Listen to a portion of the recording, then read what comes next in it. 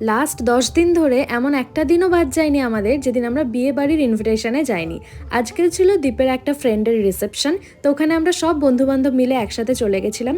পৌঁছে দেখলাম খুব সুন্দর চারিদিকটা ডেকোরেশন করা আছে, আর ব্রাইড গ্রুমের কাছে এত ভিড় থাকার কারণে আমরা ফার্স্টেই চলে গেছিলাম স্টার্টার কাউন্টারে। বাট আমি স্টার্টার না খেয়ে আগে এক গ্লাস জল খেয়েছিলাম। সত্যি বলছি, বিশ্বাস করো, লাস্ট কিছুদিন ধরে এত খাচ্ছি, খাওয়ার প্রতি যেন আর ইন্টারেস্টই ছিল না সেদিন।